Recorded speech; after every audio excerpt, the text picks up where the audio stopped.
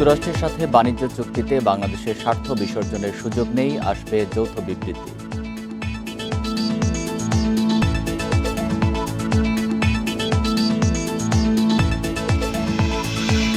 5 আগস্টের মধ্যে ঘোষিত হবে জুলাই ঘোষণাপত্র। উপদেষ্টা মাহফুজ জানান, এটাই এখন বাস্তবতা।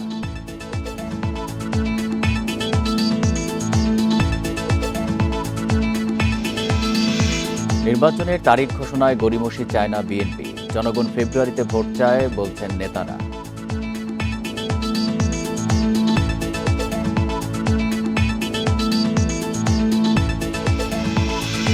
সচিবালয় অচলে পরিকল্পনা ছিল ছাত্রলীগ কর্মীদের, বলছে পুলিশ। 5 জন গ্রেপ্তার, কড়া নজরদারি।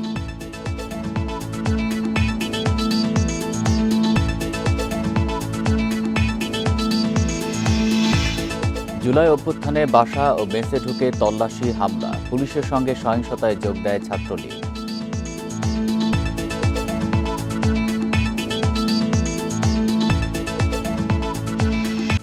স্বাগত ইন্ডিপেন্ডেন্ট সংবাদে। আপনাদের সাথে আছি আমি আলী আশরাফ। শুনছিলেন শিরোনাম, যাচ্ছি পুরো খবরে।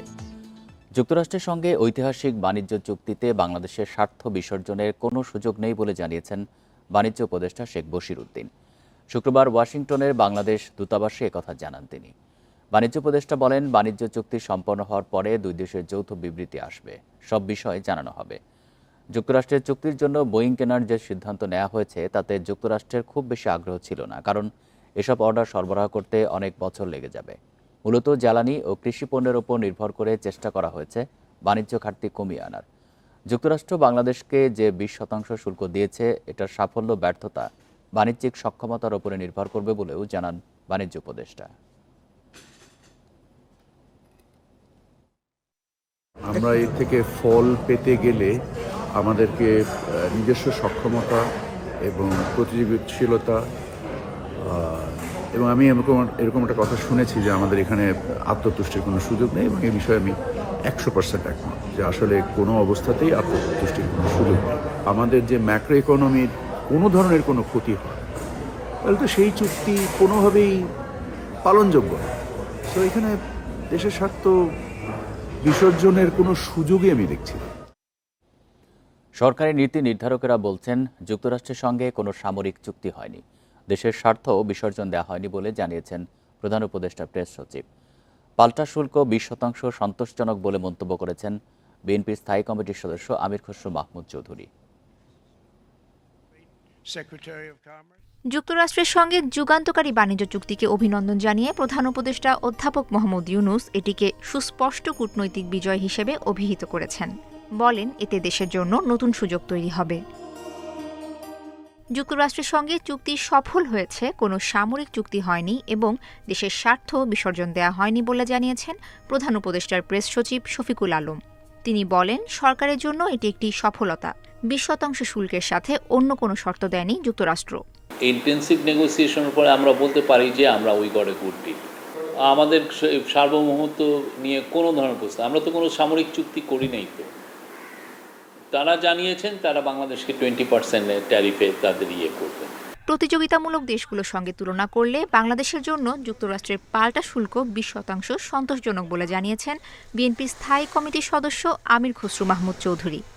এই শুল্ক ব্যবসায়ী ও রপ্তানিকারকদের কাছে গ্রহণযোগ্য হবে বলেও মনে করেন তিনি। আমাদের যারা প্রতিযোগিতা করছেন তাদের সাথে তুলনা করলে 20% সন্তোষজনক বলা যাবে। তবে এখানে অন্য যে বিষয়গুলো, এই পুরো ট্যারিফের সাথে নেগোসিয়েশনে বাকি বিষয়গুলো এখন আমরা জানি না, আর সেগুলো আমাদেরকে দেখতে হবে।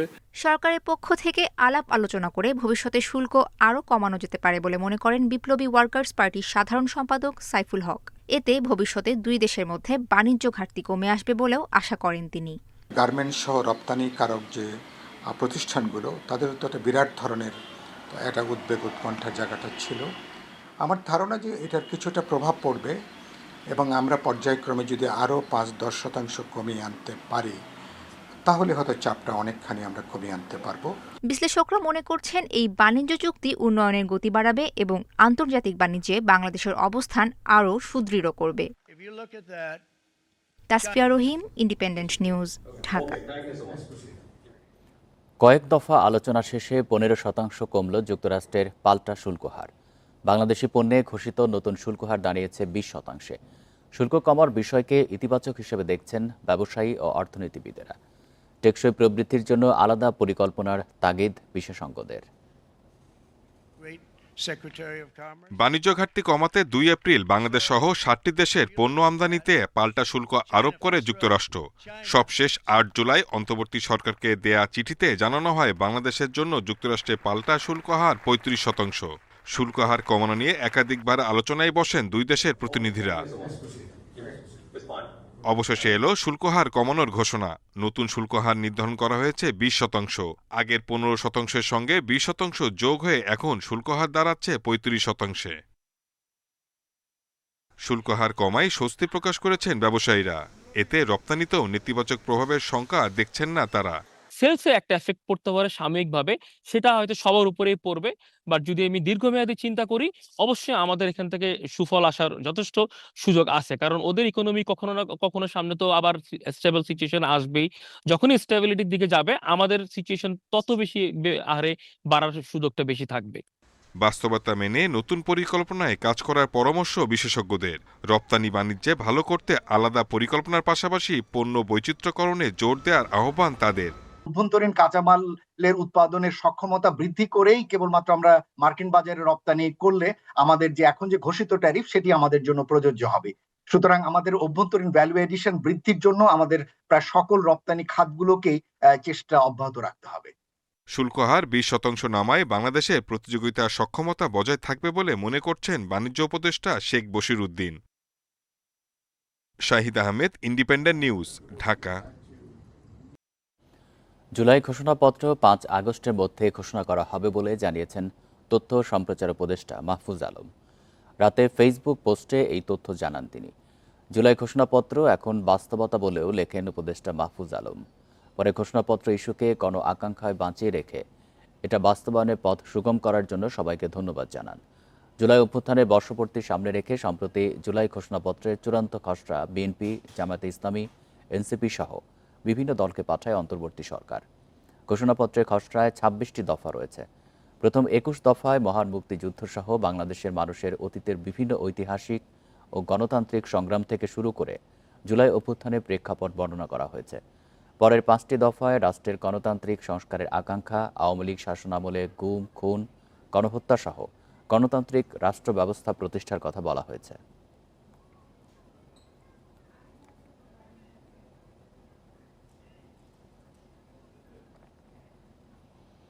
আওয়ামী লীগকে রাজনৈতিকভাবে নিশ্চিহ্ন করতে পারলেই ফ্যাসিবাদ মুক্ত হবে দেশ, এমন মন্তব্য করেছেন বিএনপি মহাসচিব মির্জা ফখরুল ইসলাম আলমগীর। আর গড়িমসি না করে দ্রুত নির্বাচনের তারিখ ঘোষণার আহ্বান জানিয়েছেন বিএনপির স্থায়ী কমিটির সদস্য মির্জা আব্বাস। শুক্রবার জুলাই শহীদ স্মরণে গণ অভ্যুত্থানের অপ্রতিরোধ্য প্রাঙ্গণ উত্তরা ও যাত্রাবাড়িতে সমাবেশে তারা এই মন্তব্য করেন। 24-এর গণঅভ্যুত্থানে শহীদ স্মরণে রাজধানীর উত্তরায় ঢাকা মহানগর উত্তর বিএনপির এই সমাবেশ। সমাবেশে রাজনৈতিকভাবে আওয়ামী লীগকে নিশ্চিহ্ন করতে না পারলে ফ্যাসিবাদ থেকে পরিপূর্ণ মুক্তি মিলবে না বলে মন্তব্য করেন বিএনপি মহাসচিব। ঘোষণা আমাদের প্রধান উপদেষ্টা দিয়েছেন যে আগামী ফেব্রুয়ারি মাসে নির্বাচন হবে, মধ্যবর্তী সময়ে, তাই না? এই নির্বাচনটা আমরা চাই, দেশের মানুষ চায়। দেশের মানুষ একটা নির্বাচিত সরকারের অধীনে দেশ পরিচালনা করতে চায়। বাংলাদেশের উপর যুক্তরাষ্ট্রের আরোপ করা রপ্তানি শুল্ক 35 থেকে কমিয়ে 20% নামাতে অন্তর্বর্তী সরকারের প্রচেষ্টাকে ধন্যবাদ জানান মির্জা ফখরুল ইসলাম আলমগীর। 35% তারা ট্যাক্স নিয়ে নেবে, মন্ত্রীরা, অ্যাডভাইজাররা তারা আলোচনা করে এটাকে কমিয়ে 20% পর্যন্ত নিয়ে এসছে। সেই জন্য আমি এই ইন্টারিম গভর্নমেন্টকে, অন্তর্বর্তী সরকারকে ধন্যবাদ জানাতে চাই। এদিকে যাত্রাবাড়িতে ঢাকা মহানগর দক্ষিণ বিএনপির সমাবেশে মির্জা আব্বাস অভিযোগ করেন, স্বৈরাচারের বিচারে কোনো অগ্রগতি নেই। স্বৈরাচারের দোসরদের সকলের বিচার করতে পারেন নাই একজনেরও না। আবার হত্যাকারীদের গ্রেফতার করেন নাই। বহু লোক পালিয়ে গেল, আরামের সঙ্গে দেশ ছেড়ে পালিয়ে গেল বহু লোক। অল্প লোক ধরা পড়েছে। বিদ্বেষ পরিহার করে সবাইকে সুস্থ ধারার রাজনীতি চর্চার আহ্বান বিএনপি নেতাদের। আনোয়ার সাদাত নূর, ইন্ডিপেন্ডেন্ট নিউজ, ঢাকা। জনগণের ঐক্যের মাধ্যমে যেমন স্বৈরাচার পালিয়েছে, ফ্যাসিবাদী ব্যবস্থাকেও কবর দেওয়া যাবে বলে মন্তব্য করেছেন গণসংহতি আন্দোলনের প্রধান সমন্বয়কারী জোনায়েদ সাকি। শুক্রবার বিকেলে কেন্দ্রীয় শহীদ মিনার প্রাঙ্গণে গণসংহতি আন্দোলনের জুলাই গণসমাবেশে এই মন্তব্য করেন তিনি। অবিলম্বে জুলাই সনদ ও ঘোষণাপত্র দেওয়ার দাবি জানিয়ে তিনি বলেন, সরকার পুরো রাষ্ট্রযন্ত্র ব্যবহার করেও এখনও শহীদদের মর্যাদা দিতে কেন ব্যর্থ, সে বিষয়ে ৫ আগস্টের মধ্যে ব্যাখ্যা দিতে হবে। জোনায়েদ সাকি বলেন, ২৪ পরবর্তী নতুন রাজনৈতিক বন্দোবস্ত মানে এককেন্দ্রিক ক্ষমতার বদল, লুটপাট এবং দুর্নীতির বন্দোবস্ত সমূলে উৎপাটন। জনগণের ঐক্য হয়েছিল বলেই আমরা তাকে পরাজিত করতে পেরেছি, পালিয়ে যেতে বাধ্য করতে পেরেছি।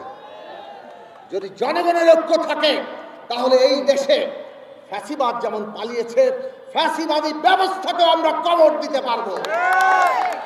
আর যে লুটপাটের রাজত্ব, দুর্নীতির রাজত্ব কায়েম হয়েছে, তাকেও আমরা কবর দিতে পারবো। এবার জুলাই অভ্যুত্থান নিয়ে প্রতিবেদন।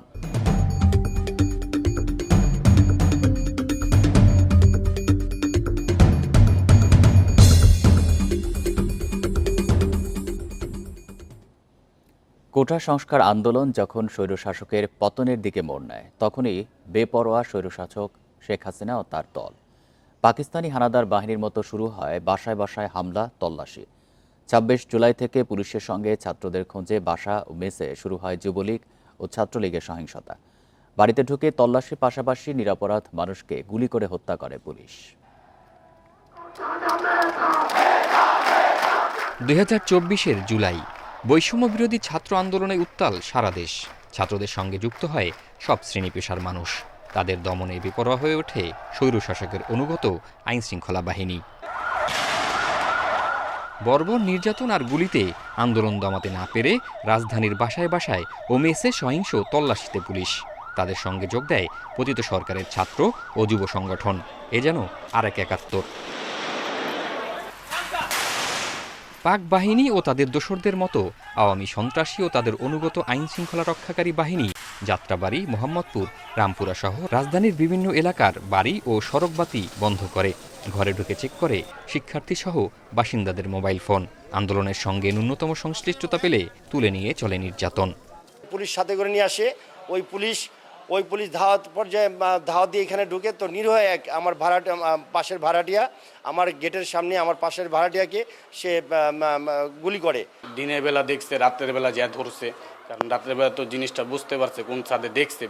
পুলিশের ব্লক রেড ও সংঘাত সহিংসতায় ২৬ জুলাই পর্যন্ত অন্তত ৫৫৫টি মামলা করে পুলিশ। গ্রেপ্তার ছাড়ায় ৬,০০০। বাসায় ঢুকে গুলি ও হত্যার অভিযোগ আসে পুলিশের বিরুদ্ধে। ওদের তো নিয়ম নাই বাড়ির মধ্যে ঢুকে গুলি করার, তা মামা তো বাহিরেও যায় নাই, এখানে দাঁড়ানো ছিল। আমি ভাবছি ও গুলি করবে না, কিন্তু হঠাৎ আমি কি দেখলাম আমি নিজেও বুঝতে পারিনি, ও ফায়ার করে দিছে। আর হাসিনে আমার পুত্রই খাইলো, এত কষ্ট করে পাইলা, এতদিন মাইসেটাতে তাই যান। গণস্বাস্থ্য নগর হাসপাতাল থেকে ২৬ জুলাই চিকিৎসারত বৈষম্য বিরোধী ছাত্র আন্দোলনের সমন্বয়কদের তুলে নেয় ডিবি পুলিশ। তাদের অন্যতম সাবেক সমন্বয়ক আবু বাকের মজুমদার ডিবি কার্যালয়ে সেদিনের নিপীড়নের বর্ণনা করে বলেন, ডিবিতে নেওয়ার পরে প্রথম দিনে আমাদের সামনে খুব বাজেভাবে পিস্তল রাখে এবং আমাদেরকে ভয় দেখায় ৩ জনকে, এবং বলা হয় যে আমরা যাতে শেখ হাসিনাকে ধন্যবাদ দিয়ে আমরা বিবৃতি দিই। হারুন খুব বাজেভাবে কথা বলে আমাদের সাথে এবং আমাদেরকে হামলার এসব ভয় দেখায়, এবং দ্বিতীয় দিন আমাকে ডিবি হেফাজতে ঝুলিয়ে মারধর করে হারুনের নির্দেশে। ক্ষমতা টেকাতে বেপরোয়া গুলি আর নির্যাতনে ব্যর্থ আওয়ামী লীগ সরকার ও তাদের সহযোগীদের হঠাতে এক দফা ঘোষণা আসে ৩ আগস্ট। ৫ আগস্ট ছাত্র জনতার অভ্যুত্থানে ভারতে পালিয়ে জীবন রক্ষা করেন পতিত শাসক শেখ হাসিনা। জাহিদুল ইসলাম, ইন্ডিপেন্ডেন্ট নিউজ, ঢাকা। গণঅভ্যুত্থানের ১ বছর পরও বিচারের অপেক্ষায় দিন কাটছে শহীদ পরিবারগুলোর। হত্যাকাণ্ডে জড়িতদের অনেকেই এখনও ধরাছোঁয়ার বাইরে থাকায় বাড়ছে ক্ষোভও। জুলাই শহীদদের স্মৃতি সংরক্ষণ ও পরিবারের নিরাপত্তা সহ রাষ্ট্রীয় সহযোগিতা চেয়েছে শহীদ পরিবারের সদস্যরা।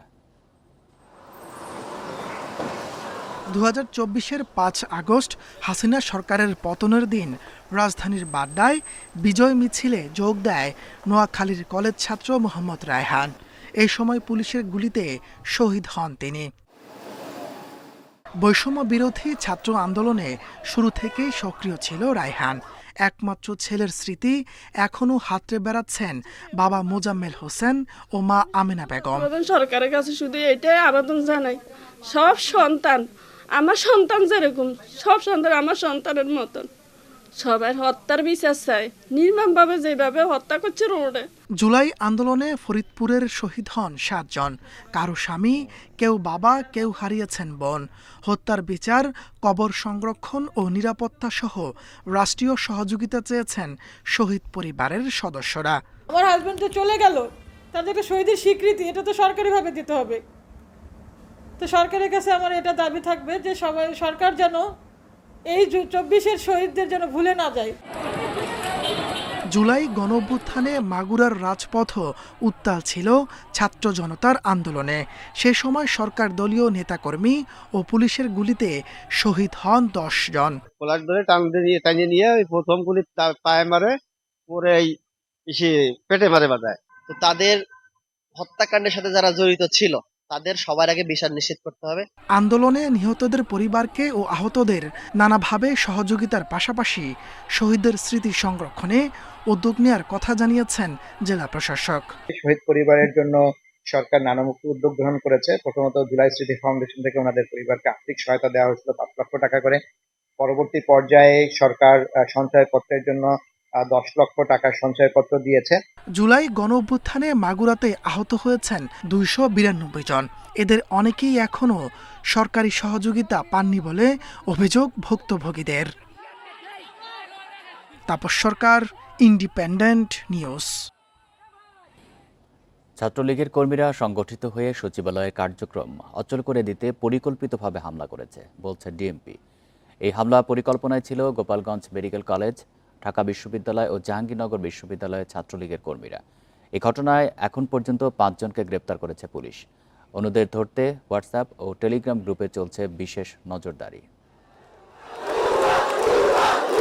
গত 22 জুলাই শিক্ষা উপদেষ্টার পদত্যাগ সহ কয়েকটি দাবিতে সচিবালয়ের ভেতরে ও বাইরে শিক্ষার্থীরা বিক্ষোভ, ভাঙচুর ও সংঘর্ষে লিপ্ত হয়। এর আগে 22 জুলাই এইচএসসি পরীক্ষা স্থগিত করার ঘোষণা দেওয়া হয় 21 জুলাই দিবাগত রাত 3টার দিকে। এই কারণে বিক্ষুব্ধ শিক্ষার্থীদের উত্তেজিত করে তোলেন কিছু ছাত্রনেতা। বেলা 2:30টার দিকে সচিবালয়ের সামনে অবস্থান নিয়ে শিক্ষা উপদেষ্টা ও শিক্ষা সচিবের পদত্যাগের দাবিতে বিক্ষোভ শুরু হয়। শিক্ষার্থীদের সংগঠিত করার কাজ করেন গোপালগঞ্জ মেডিকেল শাখা ছাত্রলীগের সাংগঠনিক সম্পাদক খুরশেদ আলম। কুমিল্লা সদর দক্ষিণের বাসিন্দা খোরশেদ অন্তত 5টি টেলিগ্রাম গ্রুপের মাধ্যমে বিক্ষুব্ধ শিক্ষার্থীদের সংগঠিত করে। পরে রাজধানীর হাজারীবাগ পাবনাগলি থেকে তাকে গ্রেফতার করে পুলিশ। অন্য গ্রেফতারকৃত আবু সুফিয়ান ঢাকা বিশ্ববিদ্যালয়ের সলিমুল্লাহ হলের শিক্ষার্থী, ছিলেন ছাত্রলীগের সদস্য, পড়তেন ভাষা শিক্ষায়, কিন্তু এইচএসসি পরীক্ষা পেছানোর আন্দোলনে ছিলেন সচিবালয়ে। মিরপুরে কোচিং সেন্টারের ব্যবসার ফাঁকে তার বিভিন্ন নাশকতার প্রমাণ পায় পুলিশ। হল থেকে শিক্ষার্থীদের সংগঠিত করতেন তিনি। আগেই টেলিগ্রাম গ্রুপে সচিবালয়ের গেট ভেঙে মন্ত্রণালয় ভাঙচুর করার পরিকল্পনার কথা জানিয়েছিল অভিষেক সরকার। জাহাঙ্গীরনগর বিশ্ববিদ্যালয়ের পদার্থবিজ্ঞানের এই শিক্ষার্থী মন্ত্রণালয়ে অবস্থান কর্মসূচি পালনেরও পরিকল্পনা করে। যেসব স্টুডেন্ট বা যে লেভেলের স্টুডেন্ট আসার কথা এখানে, কিন্তু ভিডিও ফুটেজ কিন্তু বিশ্লেষণ করলে আমরা দেখতে পাই ভিন্ন কিছু। এখানে বিভিন্ন শ্রেণী পেশার মানুষজনের উপস্থিতি লক্ষ্য করা গেছে। আমরা এই বিষয়গুলো খুব পুঙ্খানুপুঙ্খভাবে তদন্ত করে দেখছি। এছাড়া মাইলস্টোন কলেজের এক সাবেক শিক্ষার্থী সহ মোট 5 জনকে গ্রেফতার করেছে পুলিশ। নজরদারিতে আছে বিদেশে অবস্থানরত ছাত্রলীগ নেতাদের পরিচালিত অন্তত 5 শতাধিক page. Arafatur Rahman, independent News, Dhaka. শুরু হলো সাইমুম শিল্পী গোষ্ঠীর 4 দিনব্যাপী জুলাই জাগরণ কালচারাল ফেস্ট। দুপুরে সোহরাওয়ার্দী উদ্যানে এই আয়োজনের উদ্বোধন করেন প্রধান উপদেষ্টা প্রেস সেক্রেটারি শফিকুল আলম। প্রতিদিন সকাল 10টা থেকে রাত 10টা পর্যন্ত চলবে এই আয়োজনে থাকছে গান, চলচ্চিত্র প্রদর্শনী, মঞ্চনাটক, জুলাইয়ের বিভিন্ন আলোচিত ঘটনার ডকুমেন্টারি প্রদর্শনী। আয়নাঘর, যেখানে তুলে ধরা হয়েছে এক ভয়াবহ অথচ নীরব বাস্তবতা। একসময়ের আলোচিত এই নির্যাতন কেন্দ্রটি স্বৈরাচার শেখ হাসিনার শাসনামলে বিরোধী রাজনীতির নামে নিপীড়নের প্রতীক হয়ে ওঠে। রাজধানীর ঐতিহাসিক সোহরাওয়ার্দী উদ্যানে সাইমম শিল্পী গোষ্ঠী আয়োজন করেছে জুলাই জাগরণ নামের ব্যতিক্রমী সাংস্কৃতিক উৎসব। আয়োজনে ফুটে উঠেছে ২০২৪ সালের সেই রক্তাক্ত জুলাইয়ের প্রতিরোধ, শহীদের আর্তনাদ এবং জনতার পদচারণার প্রতিচ্ছবি। আয়োজকরা বলছেন, এটি কোনো সাংস্কৃতিক আয়োজন নয়, এটি জুলাই বিপ্লবের প্রতি আবেগের ক্ষুদ্র বহিঃপ্রকাশ মাত্র। এর মাধ্যমে তারা প্রতিবাদের পুনর্জন্ম ঘটিয়েছেন। জুলাই বিপ্লবের মাধ্যমে আজকে আমরা রাজনৈতিকভাবে আজাদি পেল।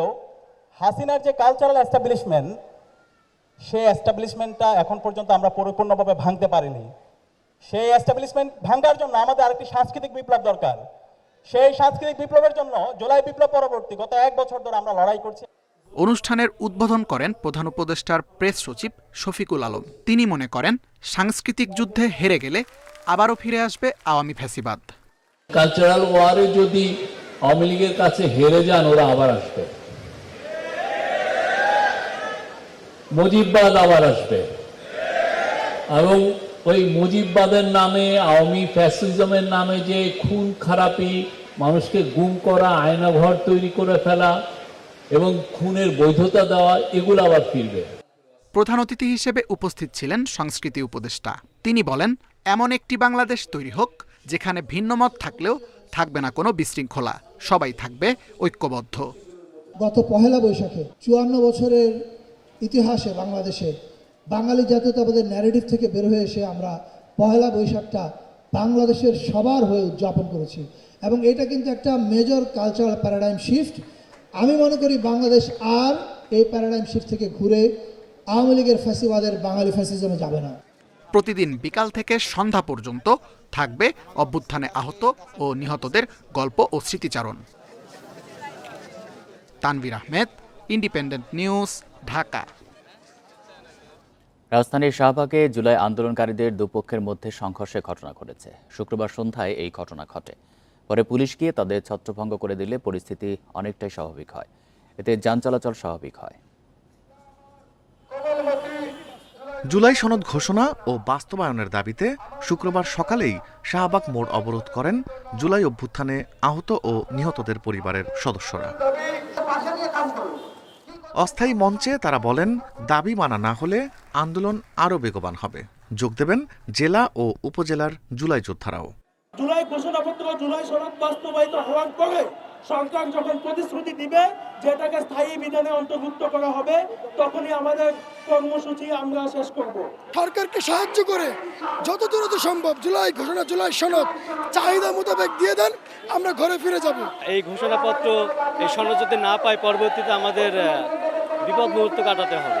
আজকে কেন আমাদের রাজপথে আসা লাগলো, বৃষ্টিতে ভিজা লাগলো, বউ ফুলাফান বাচ্চা সব বাড়িতে রাখা কেন এনে রাত কাটান লাগলো, এটা ডাক্তার ইউনূস স্যারের কাছে আমাদের প্রশ্ন। আন্দোলনকারীরা শাহবাগ মোড়ের মূল সড়কে ব্যারিকেড দেয়, যান চলাচল বন্ধ হয়ে যায়। এতে ভোগান্তিতে পড়েন চলাচলকারীরা। এটা কি বাংলাদেশ? আমরা কি এই বাংলাদেশ চাইছি? আমরা তো একটা স্বাধীন বাংলাদেশ চাইছি। এটা কি স্বাধীন বাংলাদেশ? ঢাকার শহরের সিটি হলে আপনার কি শাহবাগ মোড়, এই শাহবাগ মোড়টাকে তারা বন্ধ করে রেখেছে, অবরোধ করে রেখেছে। জনসাধারণের যে ক্ষতি হইতেছে, এখন আর কারো চেতনা জাগতেছে না। এখানে 2টা হাসপাতাল, মানুষের তো যদি কোনো ইমার্জেন্সিও লাগে তবুও তো মানুষ আসতে পারতেছে না, কারণ রাস্তা 2 দিক থেকেই বন্ধ। এদিকে জুলাই আন্দোলনের আরেকটি পক্ষ সন্ধ্যায় শাহবাগে গিয়ে আন্দোলনকারীদের সেখান থেকে সরিয়ে দিতে গেলে দুপক্ষের মধ্যে মারামারি ও ধাওয়া পাল্টা ধাওয়া শুরু হয়। পরে পুলিশ গিয়ে তাদের সরিয়ে দিলে সন্ধ্যা 6:30টার দিকে যান চলাচল স্বাভাবিক হয়। Rifat Alam, independent News, Dhaka. বৈষম্য বিরোধী ছাত্র আন্দোলনের সমন্বয়ক পরিচয়ে গুলশানে চাঁদাবাজির ঘটনায় গণতান্ত্রিক ছাত্র সংসদের সাবেক যুগ্ম আহ্বায়ক জানে আলম অপুকে গ্রেপ্তার করেছে পুলিশ। শুক্রবার রাজধানীর গোপীবাগ থেকে তাকে গ্রেপ্তার করা হয়। চাঁদাবাজির মামলায় এ পর্যন্ত 6 জনকে গ্রেপ্তার করা হলো। 17 জুলাই সকাল 10:24। বৈষম্য বিরোধী ছাত্র আন্দোলনের সমন্বয়ক পরিচয়ে সাবেক এমপি শাম্মী আহমেদের বাসা থেকে এভাবেই 10 লাখ টাকা চাঁদা আদায় করতে দেখা যায়। 50 লাখ টাকা চাঁদা দাবি করলেও 17 জুলাই 10 লাখ টাকা পায় তারা। পরে 2 দফায় বাকি 40 লাখ টাকা নিতে গেলে 26 জুলাই সিদ্দিক জাফর নামে এক ব্যক্তি পুলিশে খবর দেয়। ঘটনাস্থল থেকে 5 জনকে গ্রেপ্তার করলেও পালিয়ে যায় একজন। পুলিশ বলছে পলাতক জানে আলম অপু নিজেকে বৈষম্য বিরোধী ছাত্র আন্দোলনের সমন্বয়ক বলে পরিচয় দিতেন। পুলিশকে সংবাদ দিলে পুলিশ ঘটনাস্থলে যায় এবং ঘটনাস্থল থেকে 5 জনকে হাতে নাতে গ্রেফতার করে এবং একজন পালিয়ে যায়। পলাতক ব্যক্তির নাম জানে আলম ওরফে তপু, যে কিনা নিজেকে বৈষম্য বিরোধী ছাত্র আন্দোলনের সমন্বয়ক হিসেবে পরিচয় প্রদান করে। শুক্রবার সকালে রাজধানীর গোপীবাগ থেকে জানে আলম অপুকে গ্রেপ্তার করে ডিবি। এই ঘটনায় বিস্তারিত তদন্ত অব্যাহত রাখে এবং তার প্রেক্ষিতে থানা পুলিশের পাশাপাশি ঢাকা মহানগর গোয়েন্দা পুলিশ ঘটনায় জড়িতদের আইনের আওতায় নিয়ে আসতে কাজ করে এবং তারই প্রেক্ষিতে আজ সকালে রাজধানীর গোপীবাগ হতে জানে আলম ওরফে তপুকে গ্রেফতার করা হয়। এর আগে গ্রেপ্তার রিয়াদের বাবুবাজার বাসা থেকে 2,25 লাখ টাকার 4টি চেক এবং নগদ 2,98,000 টাকা উদ্ধার করে police. Sajjad Hossain, independent News, Dhaka. যুক্তরাষ্ট্র থেকে চার্টার্ড ফ্লাইটে আরও অন্তত 30 জন বাংলাদেশিকে ফেরত পাঠানো হচ্ছে। সকালে শাহজালাল আন্তর্জাতিক বিমানবন্দরে তাদের পৌঁছানোর কথা রয়েছে। আরও জানাতে শাহজালাল আন্তর্জাতিক বিমানবন্দর থেকে যোগ দিচ্ছেন সহকর্মী বুদ্ধদেব কুণ্ডু। বুদ্ধদেব, কখন 30 জনকে ফেরত পাঠানো হচ্ছে, তাদের ফ্লাইট অবতরণ করবে, বিস্তারিত জানাবেন।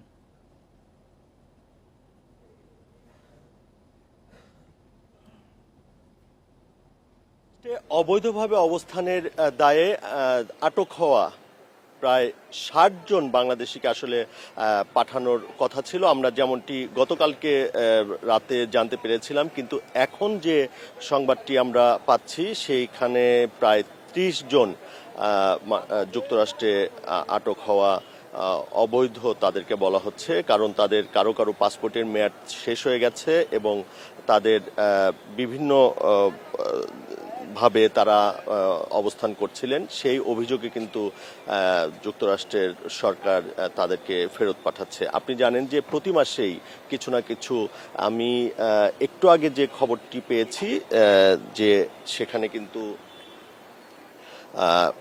একটু আগেই মার্কিন যুক্তরাষ্ট্রের যে বিশেষ বিমানটি সেটি অবস্থান করেছে শাহজালাল আন্তর্জাতিক বিমানবন্দরে। আপনি জানেন যে প্রতি মাসেই কয়েকজনকে করে এইভাবে পাঠানো হচ্ছে এবং বাংলাদেশের একজন কূটনীতিক বিষয়টি নিশ্চিত করে বলেছেন যে প্রেসিডেন্ট ডোনাল্ড ট্রাম্পের প্রশাসন দায়িত্ব নেওয়ার পর থেকেই অবৈধ হয়ে পড়া যে বিভিন্ন দেশের নাগরিক আছে তাদেরকে তাদের স্ব দেশে পাঠিয়ে দেওয়া হচ্ছে। বাংলাদেশেও কিন্তু প্রতি মাসে কিছু মানুষকে ফিরতে হচ্ছে। আর এই আজকে যে ফ্লাইটটা আসলো, এখানে প্রথমে বলা হয়েছিল 60 জনকে ফেরত পাঠানো হবে, তারপরে আমাদের জানানো হয়েছে না 60 জন না, সেখানে 30 জন থাকবেন। এই কর্মকর্তা আরও নাম প্রকাশ না করার শর্তে বলেছেন যে যাদের সেখানে আটক করা হয় সবাইকে আসলে একবারে পাঠানো হয় না, বাংলাদেশ সরকারের সহযোগিতায় পরিচয় ও নাগরিকত্ব যাচাই করেই তারপরেই পাঠানো হয়। কম বেশি আসলে 60 জন তাদের হাতে আটক আছে এমনটি যুক্তরাষ্ট্র সরকার জানিয়েছে বলে সেই কর্মকর্তা জানান। এর আগেও 83 জনকে একবারে পাঠানোর কথা বলা হলেও 12 জনকে পাঠানো হয়েছিল। তো আজকে যে দলটিকে পাঠানো হচ্ছে তাদের আসলে এখন পর্যন্ত আমরা অপেক্ষা করছি, তারা বের হলে বিস্তারিত জানা যাবে। তবে তাদেরকে আপনি জানেন যে ভারত সহ অন্যান্য ব্রাজিল তাদেরকে হাতকড়া পরিয়ে এবং খুব খারাপভাবে তাদেরকে দেশে পাঠানো হয়েছিল, কিন্তু বাংলাদেশি যাদেরকে পাঠানো হচ্ছে তাদেরকে সম্মান দিয়েই, অর্থাৎ হাতকড়া না পরিয়েই পাঠানো হচ্ছে বলে সেই বাংলাদেশি কূটনীতিক নিশ্চিত করেছেন। তো আমরা অপেক্ষা করছি, আসলে তারা বের হওয়ার পরেই আমরা বলতে পারবো যে তাদের উপর কোনো নির্যাতন করা হয়েছে কিনা বা তাদেরকে কিভাবে পাঠানো হয়েছে, এটা আমরা জানাতে পারবো। 30 জন বাংলাদেশিকে ফেরত পাঠানো হচ্ছে সে বিষয়ে জানাচ্ছিলেন সহকর্মী বুদ্ধদেব কুণ্ডু। যাচ্ছি পরের খবরে। চট্টগ্রাম থেকে কক্সবাজারগামী প্রবাল এক্সপ্রেস ট্রেনের যাত্রা বাতিল করায় স্টেশন ম্যানেজারের কক্ষ ভাঙচুর করেছে বিক্ষুব্ধ যাত্রীরা। সন্ধ্যায় চট্টগ্রাম স্টেশনে এই ঘটনা ঘটে। রেলওয়ে কর্তৃপক্ষ জানায়, চট্টগ্রাম থেকে প্রবাল এক্সপ্রেস বেলা ৩টা ১০ কক্সবাজারের উদ্দেশ্যে ছেড়ে যাওয়ার কথা ছিল, কিন্তু ট্রেনটি কক্সবাজার থেকে চট্টগ্রাম স্টেশনে এসে পৌঁছায় বিকেল ৫টার পর। নির্ধারিত সময়ের প্রায় ২ ঘন্টা দেরিতে আসায় ট্রেনটির ফিরতি যাত্রা বাতিল করা হয়। এই সিদ্ধান্তে দেরি ও যাত্রা বাতিল করায় যাত্রীরা ক্ষুব্ধ হয়ে ওঠেন। এরপর স্টেশন ম্যানেজার ও মাস্টারের রুমের সামনে বিক্ষোভ করেন তারা। এক পর্যায়ে ম্যানেজারের কক্ষ ভাঙচুর করে যাত্রীরা। রেল কর্তৃপক্ষ বলছে, যাত্রীদের টিকিটের টাকা ফেরত দেওয়া হবে। এখন পরিস্থিতি স্বাভাবিক রয়েছে।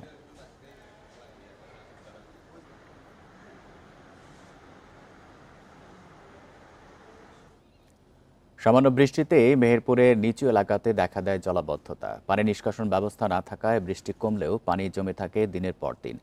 এতে বিভিন্ন শিক্ষা প্রতিষ্ঠানে কার্যক্রম ব্যাহত হওয়ার পাশাপাশি অনাবাদি পড়ে থাকছে ফসলি জমি। বৃষ্টির পানি জমেছে মেহেরপুরের Bamondi Nishipur school and college মাঠে। নিষ্কাশন ব্যবস্থা না থাকায় ডুবেছে সংযোগ সড়কও। বিকল্প না থাকায় এ পথেই শ্রেণীকক্ষে যেতে হচ্ছে শিক্ষার্থীদের। জেলায় আরও বেশ কিছু শিক্ষা প্রতিষ্ঠানেও একই অবস্থা। দীর্ঘদিন ময়লা পানি জমে থাকায় ছড়াচ্ছে দুর্গন্ধ। মাসখানেক ধরে দুর্ভোগ চললেও সমস্যার সমাধানে নেই উদ্যোগ। অতি বৃষ্টির কারণে আমাদের বিদ্যালয়ের খেলার মাঠ পুরো পানিতে ভরে গেছে। এর ফলে আমাদের শ্রেণী কার্যক্রম এবং শিক্ষার্থীদের চলাফেরা ব্যাহত হচ্ছে।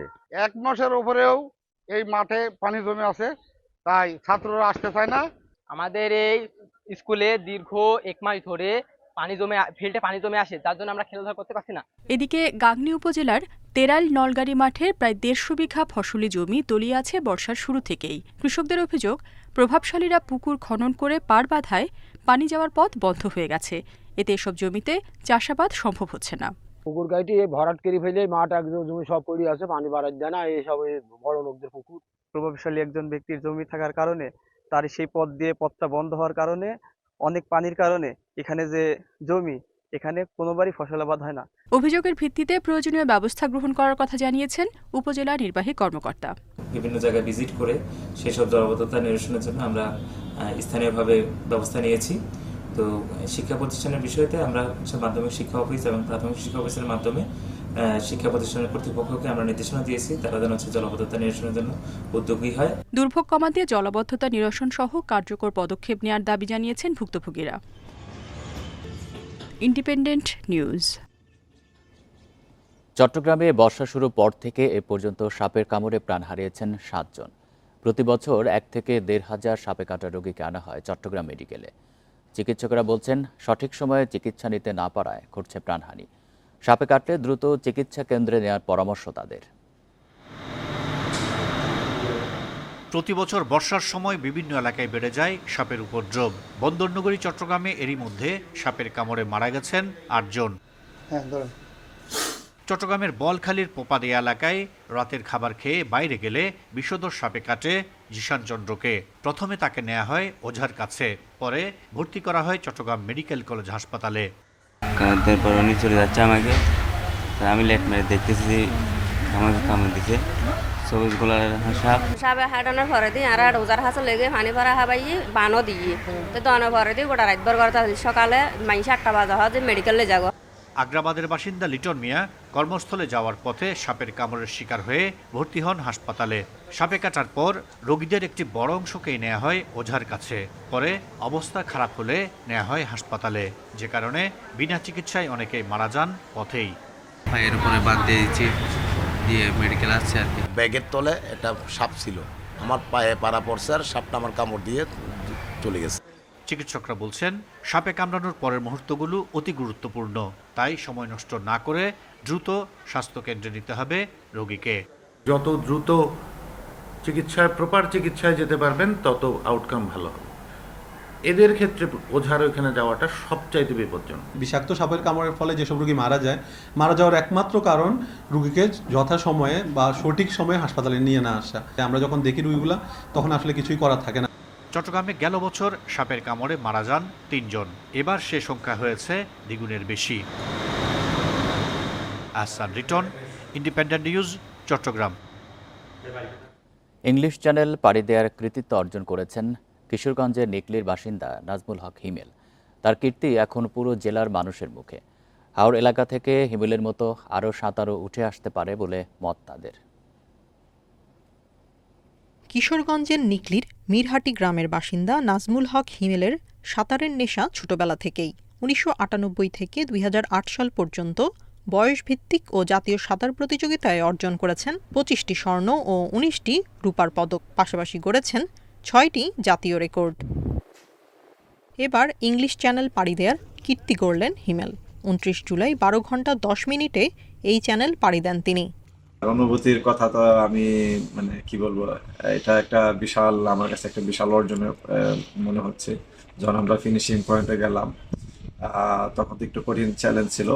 হিমেলের কীর্তিতে উচ্ছ্বসিত তার স্বজনেরা। জাতীয় বয়সভিত্তিক সাঁতারের জন্য অংশগ্রহণ করে প্রথমবার এসে 4টা গোল মারছে। গোল মারার পর বিকেএসপি নজরে পড়ছে, বিকেএসপি তাকে বিনা ইন্টারভিউ দেওয়া তারা ভর্তি করছে।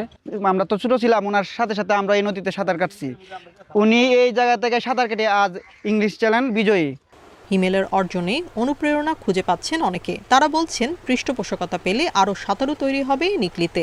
খুবই আনন্দিত, তার জন্য এত বড় একটা অর্জন আমাদেরকে এনে দিয়েছে।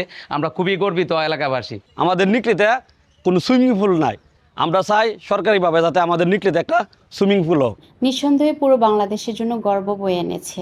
সাঁতারুদের জন্য সুইমিং পুল নির্মাণের জন্য 4 একর জায়গা নির্ধারণ করেছি। এটা বাস্তবায়িত হলে নিকলিতে আরও হিমেল তৈরি হবে। বিকেএসপি থেকে এসএসসি ও এইচএসসি পাশ করে হিমেল উচ্চশিক্ষার জন্য পাড়ি জমান চীনে। বেইজিং স্পোর্টস ইউনিভার্সিটি থেকে শারীরিক শিক্ষায় স্নাতক ও স্নাতকোত্তর ডিগ্রি লাভ করেন তিনি। কৃতিত্ব অর্জন করেন চীনের বিভিন্ন সাঁতার প্রতিযোগিতায় স্বর্ণ ও রূপা জয়ের। Independent news. এই ছিল এখনকার সংবাদে। ইন্ডিপেন্ডেন্ট টেলিভিশনের সব খবরের আর বিস্তারিত জানতে চোখ রাখুন ফেসবুক, ইউটিউব এবং এক্সে। ধন্যবাদ সবাইকে।